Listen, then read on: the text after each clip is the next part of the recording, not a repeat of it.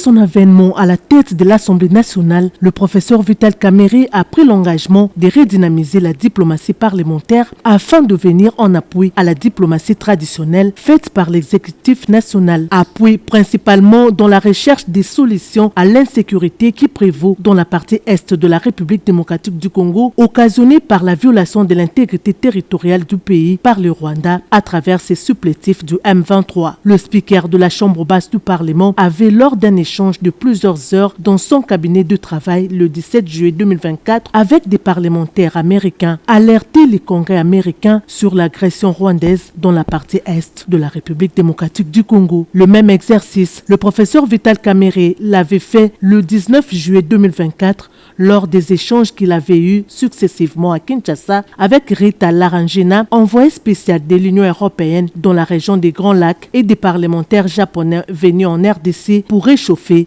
la diplomatie parlementaire avec leurs collègues parlementaires congolais. C'est conformément à la démarche entreprise par le chef de l'État Félix Antoine Tshisekedi Tshilombo sur les plans diplomatiques, le professeur Vital Kamerhe avait pris son avion le 8 juillet 2024 pour Montréal au Canada afin de prendre part à l'Assemblée parlementaire francophone. Sur place, Vital Kamerhe avait dénoncé l'occupation injuste de certaines parties de la RDC et le Rwanda. Après ces dénonciations, le professeur Vital Kamerhe avait obtenu la signature par tous les pays membres de l'APF de la résolution condamnant les Rwandais et l'exige de retirer ses troupes du sol congolais. Nous venons de faire passer, d'abord de faire adopter une résolution au niveau de l'Assemblée parlementaire de la francophonie qui condamne l'agression, l'invasion, la violation de l'intégrité territoriale de la République démocratique du Congo et sa souveraineté.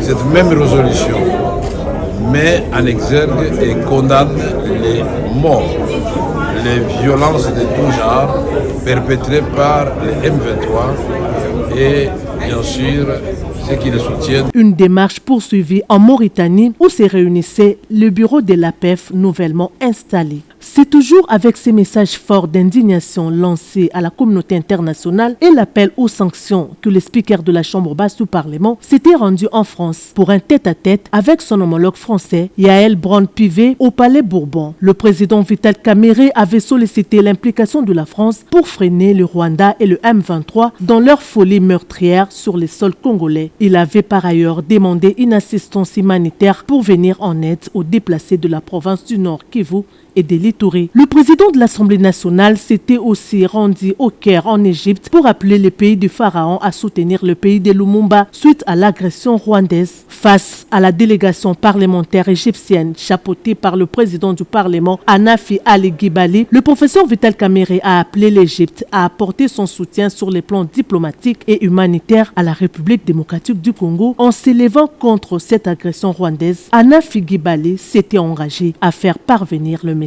auprès du gouvernement égyptien et faire tout ce qui est du pouvoir du Parlement pour que le soutien de la République démocratique du Congo puisse être effectif. D'autre part, à la deuxième assemblée générale de la conférence des présidents des parlements africains tenue du 25 au 27 octobre à Accra, le président Vital Kamerhe a alerté ses pairs parlementaires sur la persistance de la violation de l'intégrité territoriale de la République démocratique du Congo par le Rwanda, ce qui a conduit à la condamnation du Rwanda dans les communiqués finaux et à l'insertion du principe de non-agression dans la nouvelle constitution de l'Assemblée. À Abidjan, dans son discours devant les députés ivoiriens à la rentrée parlementaire d'octobre, le président Vital Kamerhe avait sensibilisé l'Afrique sur la nécessité de mettre fin aux guerres entre les pays africains. Les cas de l'agression rwandaise en République démocratique du Congo avaient retenu l'essentiel du discours de deux présidents des chambres qui ont tous condamné le Rwanda et appelé les pays africains à s'élever contre cette barbarie. Je profite de cette tribune pour joindre ma voix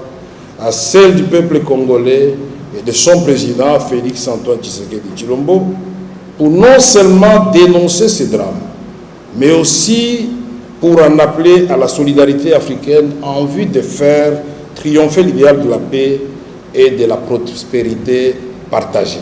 Un soutien de taille obtenu par le président de l'Assemblée nationale Vital Kamerhe en faveur de la République démocratique du Congo est également celui du Royaume du Maroc, témoigné par son homologue Rachid Talbi Alami en marge de la réunion des présidents des parlements africains atlantiques tenue à Rabat le 6 février 2025. Cette réunion de haut niveau était une occasion pour le président Vital Kamerhe d'appeler les pays d'Afrique à rompre les silences face aux atrocités que le Rwanda est en train de commettre en RDC. Encore une fois, ce fut un succès diplomatique car le communiqué final avait fait mention du respect de l'intégrité territoriale de chaque nation pour tous les pays qui échangent avec l'Afrique atlantique. À Quinto, au Vietnam, à la réunion des membres du bureau de l'Assemblée parlementaire francophone, le président Vital Kamerhe avait profité de cette tribune pour sensibiliser les parlementaires européens et asiatiques sur la question sécuritaire dans la partie est de la République démocratique du Congo. Cette démarche avait abouti à la condamnation de l'agression rwandaise par les parlements européens après un débat houleux. Nous sommes tous et toutes les soldats de la nation.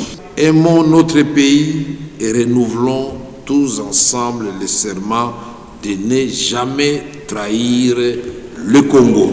Dans cette voie pacifique que nous avons choisie, à la demande du commandant suprême, mais je termine en disant qui veut la paix prépare la guerre. Ne soyons pas distraits. Plusieurs autres missions ont été menées dans le cadre de la diplomatie parlementaire par les membres du bureau de l'Assemblée nationale qui se joignent tous à la vision du chef de l'État, Félix Antoine Tshisekedi Tshilombo, sous la conduite du président Vital Kamerhe dans les combats pour les retours de la paix dans la partie est du pays et dans les processus de paix dans la région des Grands Lacs n'est plus à douter. En ces moments difficiles, nous sommes tous en deuil. Il ne faut pas que le malheur des uns fasse le bonheur des autres. Soyons unis comme les 5 doigts de la main et nous vaincrons avec Dieu.